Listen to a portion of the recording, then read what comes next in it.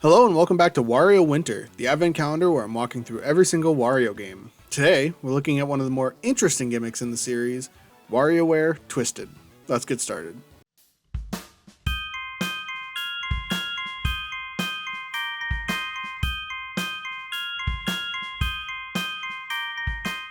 So this cartridge is a little different from the other ones I've played so far. For those of you who don't know, during the GBA era, Nintendo put out a couple of different games with a motion detector built into the cartridge. There was a Yoshi game called Topsy Turvy, known as Universal Gravitation to the rest of the world, and Kirby's Tilt and Tumble. But there was one other major game to use the accelerometer concept, WarioWare Twisted, which honestly feels like the perfect fit for this series. Unfortunately though, at least for me, I was kind of disappointed.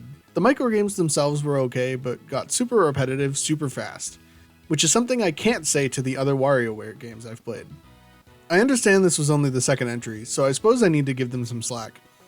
For some background, between this episode and the last WarioWare game I played, I actually played almost all of the other games due to how I was able to access them, and I'm piecing them back in order after the fact. So I think I got used to how so many of the other new ideas WarioWare included, that it feels like this game got pigeonholed into making these repetitive and simple games just to fit into the gimmick of the motion controls. Since the cartridge can only really go left and right, there isn't too much they can do with it. The one aspect I did really love about this game, that I feel like we haven't seen since, is the fact that the level packs don't end after the boss fight. Instead, they keep getting faster and level up, adding new microgames into the fold.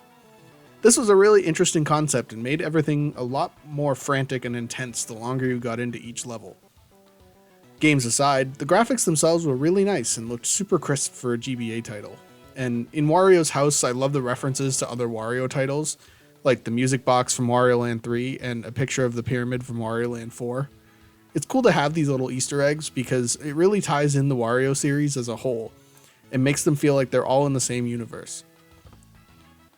This sounds really funny, but I like the menus a lot. Having to use the motion to select your character pack and the other things on the menu is just really fluid and clean, and even though I didn't fully like the microgames, I will admit that the motion controls were super smooth and polished, and never did I feel like they weren't enough or were too sensitive. It was a perfect happy medium, and quality aside, they were fun to control in the end.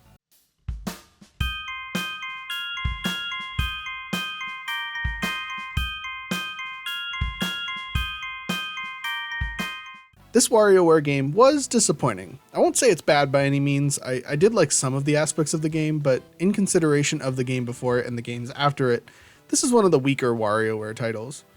Although I will say, it's still worth experiencing for the novelty alone.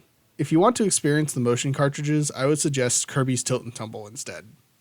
What did you think of Twisted? Have you played it? Let me know in the comments below, and don't forget to subscribe while you're down there. Thanks for watching, and I'll see you tomorrow.